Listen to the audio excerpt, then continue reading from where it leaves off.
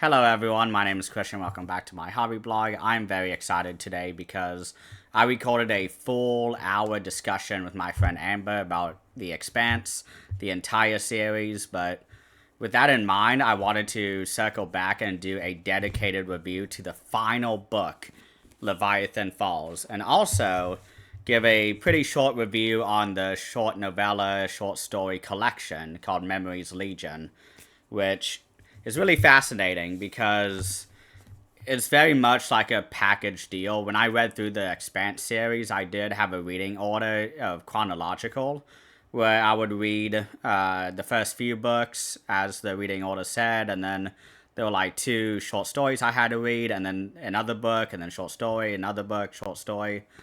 And after book 9, there is one final short story there is. And I really loved it. It was probably my favorite of the short stories. Maybe I should just review that real quick and then talk about book 9. But my thoughts would be non-spoiler at first. And then when I say it will become spoilers. So please keep your eyes open for that. I will have links down below of when the spoilers start and all that. So first and foremost, The Expanse is all about sort of space and humans having colonized various planets, and they have sort of colonized many different areas of space, and there's definitely a real world aspect to it. And these short stories, it goes into a lot of plot lines and sort of smaller characters that we get brief glimpses of during the main series. And there's a few of these that I would highly recommend. There's one about the main sort of side character. I wouldn't say he's a main character. He's a little bit of a main character, but he's off page for a lot of the series. And this character's name is Fred Johnson. And he is one of my favorite characters that are not part of our main crew. And this is a leader within the OPA, the Outer Planets Alliance, I believe it's called. But, like, this guy is very interesting, and that short story really rounds out a lot of the behind the scenes that we know about. And another short story that I really enjoyed was all about the invention of the Epstein drive, which, if you've read the books or watched the show, you understand that this Epstein drive is what allowed humans to finally traverse space in a very short amount of time and with very little fuel as well. So we get a lot of really fun exploration of that coming out because it was an accident. It was something that was not deliberate. And like with most inventions that we have in Earth, in our own world history, we have a lot of these inventions sort of happening by accident. And so that was a really fun story. I really enjoyed that one. But aside from the final one, I would say a lot of these short stories, if you're interested in the world, you definitely should read it. But for me, I didn't really get as much out of it as I had wanted, because I was assuming that we were going to be getting a lot of sort of exploration around these smaller characters like we did with the Fred Johnson story. But we didn't really get that. A lot of it was very tiny, microcosm, sort of just expanding the world building, which I love. I love the world building of The Expanse. And I would definitely recommend getting it, but I would say that give the first few books a try and then go back and read the earlier novellas, because a lot of these novellas, they don't really make me motivated to continue reading the books, because it's more like a side story. It's not as important as these main books. So I'm definitely happy to have read the short story collection, but I don't think it's essential. If you're someone who loves The Expanse and loves the TV show and, you know, the books, and you want to know just more about the world, then definitely seek it out. But I want to talk about book 9 because this is the final book of The Expanse. It's called Leviathan Falls. It came out in 2021, I think, or maybe 2020. And this is a really fantastic book. The only thing is what a lot of people are going to be wondering is, was this a satisfying conclusion to the Expanse? It's 9 books. It's a large series. It's not as large as like The Wheel of Time or Malazan or anything like that I also love. But this book series is definitely, it gets repetitive is sort of my issue with the series. They sort of stick to a formula and they don't really go too far outside it. And I feel like the final book of this series, it really sort of just plays the safe plan, the strategy, a safe strategy in order to wrap up the story. A lot of the predictions that I had did come true, and a lot of the reveals that I saw, or that was in this book, I saw coming. And I enjoyed the book overall. I think it's still a fantastic series. I recommend everybody to read The Expanse. I love it, but I feel like the last 3 books have sort of played it safe. And as much as I loved book 8, book 7 didn't really do much for me. Book 6 didn't do much for me. Book 5 didn't do much for me. I need to do a ranking video to get exactly my thoughts out about this, but my main issue is that a lot of the storylines that are happening are very sort of repetitive. And I would definitely say that's the case with the villain of the series. And in this book, that villain is basically off page for most of the book. And the final sort of showdown with them is exactly what I assumed would happen. And it really reminded me of a lot of really great story beats from earlier in the series that had already been done. And to a degree that I thought was like masterpiece level. Like, I love those first 3 books. And book 9 sort of just retreads a lot of those same type of story moments. But I will say that the character work is still really fantastic. I really loved sort of seeing where everyone's journey ended. And I'm really happy to have read this entire series, because there were times where I wanted to DNF the series because I just did not care anymore about the storylines, or I was really only reading for the main core group of POVs who are on the Rocinante ship. And this book, there's a lot that happens that I feel like I wish the authors just took that extra step, because there's a lot of sort of exploration around the central idea of what kickstarts the series. And I'm trying to go non-spoilers with this so that people can be more informed and sort of know what I'm thinking. But this particular aspect of the story, I wanted so much more with it in the books, and they don't really do that. It's sort of all about the reaction to this element, and it's all politics surrounding this element. And as much as I love reading politics in my fantasy story, Malazan's one of my favorite books ever. That's very political. Song of Ice and Fire or Game of Thrones. I love that shit. And I love the Expanse politics on the TV show, but not in the books. And that's because the sci-fi ideas that the authors are playing with are so exciting to me. It's something I've never seen before. And I just wanted them to just focus on that. But the series is definitely more human-focused than what I wish it wasn't, or whatever. Like, it really feels like they really wanted to focus on the humans. That's fine. I loved all the characters, but I would say that, I don't know. I mean, it doesn't really matter what I wish, right? It's sort of what the authors wrote. Is they chose it for a reason. They made these decisions deliberately, but I really feel like they sort of got lost in the sauce of the politics, because it's sort of like an ongoing issue. Is that there's always someone, or there's always a faction that is, batting heads with everyone else, and they're sort of having to compromise and figure out, and there's a lot of battles, and there's a lot of space battles, which is fun. But after a while, after 9 books of that, I sort of was like, okay, I want to go back to the early series weirdness. And we don't really ever go back though. But I will say that despite all of my issues or sort of complaints of this book, I still really loved reading it because I love the main characters. I want to see where they're going.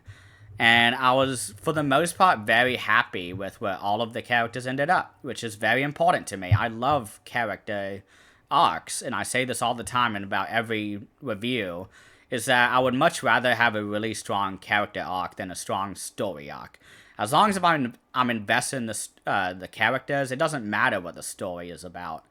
Because to me, I like reading about characters and sort of reading the evolution and character development. I love sort of watching people struggle through adversity and learning from it. And this series is chock full of that.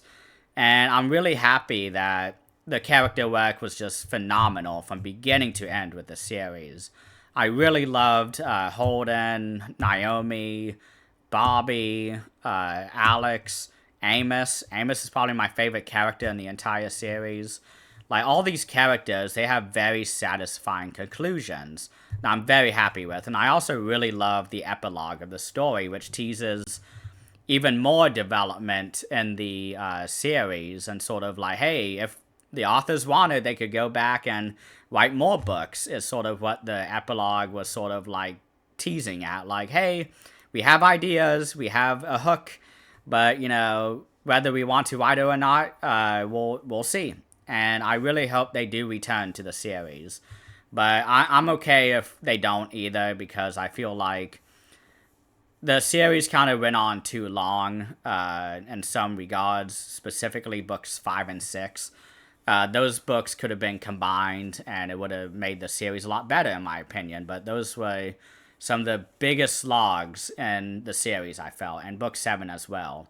I didn't really enjoy reading that one. But I think I will go into spoilers now. Well, before I go into that, let me give my rating. I thought this book was an 8 out of 10. I enjoyed it for the most part, but there was a lot of sort of disappointments when it came to the storylines. So that's why I'm only giving it an 8. I wanted to give it a 8.5, but as I talked through my thoughts, I realized there's so much that I was sort of like letting them off the hook, because I was like, hey, at least the characters ended well. But reading this book, it just sort of felt like more slog than excited like reading. Like, I wasn't ever really excited to read this book, and that's not good. I really feel like I want to, when I read a book, I want to read it. Like, I shouldn't have to force myself to read this series, and I have been forcing myself ever since book 6, I would say. Book 6, I think, was my lowest point when it came to the Expanse. I almost DNF'd it and just looked up the spoilers. But I was kind of like, no, like, I really, really care and am invested in the characters. So I was like, I'm going to stick it out for them. And thankfully, they delivered. But at the end of the day, it was like a 7.5 to 8 out of 10. So that's my rating. I'm going to go into spoiler thoughts now. So one of the big issues that I have is that I feel like Holden, he sacrifices himself at the end, just like Miller did for Julie Mao in like book 2, book 3 maybe. And I was really disappointed that it sort of just felt like an obligation. I wasn't really convinced that Holden was sort of, it just wasn't a convincing event for me. Like, it just sort of felt like the plot was like, okay, like, Holden, he saw Miller do this, and he's sort of done doing all this shit with the proto-molecule. And so he's like, you know what, I'm just going to put a stop to it. And he sacrifices himself in order for Teresa to escape from her father, who is the Emperor of Laconia, as I talked about in my episode 8. I thought he was awesome in book 8. Book 9, he is off screen for the most part, which was very disappointing. And I really, really wish that he was more of a on-screen character, because we have a lot of these really fun chapters was centered around this POV of the Dreamer, who is basically the hive mind of the proto-molecule, because we have Amos, Jean, and Kara. Those three characters are infected with the proto-molecule at this point. We got a lot with that in Book 8. And in Book 9, the entire role is basically to tap into the proto-molecule hive mind and sort of figure out where Teresa's father is, because she has run away with the Rocinante crew after escaping from the compound. And I really enjoyed her character in this book. I thought Book 8 was a little better in terms of the character arc, but she is very effective. I love seeing her interact with Amos. Like, that was just amazing. And I really loved sort of everything surrounding Alex and Naomi as well, where they're sort of just putting the full trust in Holden and Teresa, and sort of being like, okay, you know, you guys have your job, we have our job, we're going to do our best with ours, and we're going to fully trust that you guys can do this. And I love that. I really enjoyed that aspect of the story and the character arcs. But again, it just sort of felt like a very slow snowball getting to the end, where we were just like, okay, Holden is feeling, you know, depressed, and he feels like there's really no solution to this problem with the proto-molecule and the ring gates, because the proto-molecule, it seems like it's going to actually destroy all of humanity in order to sort of quarantine itself and give itself another try in a few million years or whatever, for it to try again. And Holden makes a decision with Teresa. She finds her father. He's sort of strung up by all these weird black filaments made of proto-molecule, and it's a really cool visual. I really want to see it in the show. But they kind of get there, and it feels like they just copy and pasted a lot from when Holden and Miller went in to try and find Julie Mao. And this was just one of the main weaknesses I had about the story. I just was not that invested. I wasn't that sad that Holden sacrificed himself. I was like, okay, you know, it makes sense. I get it. His character's been going this way the whole time, because one of his main character attributes is that he just sort of jumps right into an issue and tries to solve it himself, and this is a great culmination of that. I am very aware of that. I like that angle. But as a reader, I was just kind of like, okay, it got very predictable by the end of the book. And on top of that, we have a really exciting sort of development where at the end of the books, humanity has gone through many different rings at this point, and each of them are on each of their own planets, and are completely unable to contact each other. So now we have many different human settlements around the galaxy. And so this is why I really love kind of this side of the ending, because I really like the idea that, you know, they didn't just shut off the ring gates and everyone just lost that opportunity. Now all these different sort of colonies have to really survive and do their best in order to survive, because this is the one and only chance. If they fail, you know, that entire section of humanity is just gone, and no one will ever know for millions of years probably, until they find more of the settlements with space travel and all that. But I will also say that, I don't know, like, the pacing in this book was just not as fast as the other ones as well. The pacing was really slow. I felt like everything was sort of just like, characters were just sitting around, it felt like, for most of this book. And it wasn't as interesting as I thought. There was a lot of space battles, which is something a lot of people like. I don't care about the space battles myself. I thought it was really fun early in the series when we have like Mars and Anderson Dawes and everyone else like that. Fred Johnson, like, I love Fred Johnson. But like, by this point of the series, I just don't care anymore. And that's sort of what my feeling was reading this book, is that a lot of it, did not care about as much. And I will say that my favorite POV of this book was Dr. Okoye, Elvie Okoye, because she's one of the scientists who is studying the two kids, Kara and Jean, and she's trying to figure out more about the proto-molecule and the origins and all of that. And that's my favorite stuff of the series, is everything with the proto-molecule. So I was really excited to be reading her POV, but when I turned the page and I saw like Alex's son, Kit, he, like, I really have a lot of investment in Alex, but I feel like we've gotten nothing with this family this entire series. And in the final book, we get the POV of Kit, who is Alex's son. And Kit has a wife and a newborn child. I don't remember if it's a boy or girl. I think it's a girl.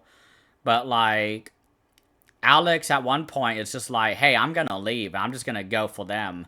And that's his final resolution of his character. And we don't hear from him again. And I'm very happy for him, but I just did not care about his son, like, reading the chapters. And so it was really disappointing because we hear a lot about his family. So maybe if it had been peppered more throughout the early series, I would have been more invested, but I wasn't. I just did not care about that character. But yeah, there's just a lot of things that I was sort of disappointed by. I think with time, maybe I'll accept it more, but for the most part, I just don't care about a lot of the things that were going on in this series, except for the core of the Rocinante. And most of them have died at this point, or have shipped off to other worlds and all that. So it's kind of like, okay, like, I don't mind it as much, but I do wish there was a little bit more proto-molecule in this section of the books. And it's really disappointing that what we did get, like, teased a lot of really great ideas and sort of tease a lot of really great concepts. And I really wish they kind of continued on with that. They don't have to answer every question that I have about proto-molecule. I just want to see really interesting things like we saw in books 2 to 4, I will say. Like, Elis, I think, was the best book when it came to the proto-molecule. And I wish it could have been more like that. So if you guys have any questions, please let me know. I feel like there's still a lot to talk about, but it's not coming to my brain. I sort of just wanted to talk about the main points I had with this book. And yeah, I'm happy to have read The Expanse again. I'm happy to have read it. And I don't want, like, people to focus on the negatives, like with what I said, because overall, I did really enjoy this series. It is a top 10 for me. I do plan on doing a top 10 sci-fi books and series video at some point, like I did with the fantasy one. But I'll probably do that next week, I'm thinking. But I do really love this series overall. I just was not as invested as other people were, and a lot of the stories, and a lot of the villains as well. The villains, I feel like, were very weak the second half of the series. I just did not care about really any of them. And the only time that I really enjoyed the villains was when they were evil scientists. I thought that was the most fascinating part of the villains in the series, but I got really tired of the sort of maniacal dictator. And I understand that it's realistic and it's sort of more grounded, but I don't read sci-fi for real-world politics and all that. I read sci-fi for the sci-fi, you know? So if there was more of that, I would have rated it higher, but I didn't, so oh well. That's fine. I'm really excited to dive into the other series, which starts with The Mercy of Gods.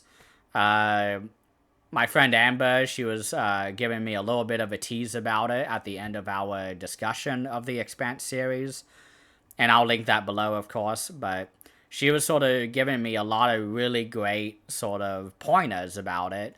And it's just exciting to have, like, something that seems more to my liking in that series than in The Expanse. So yeah, I think that's it for today. If you have any questions, please comment below. And thank you all so much for watching, and please have a great rest of the day.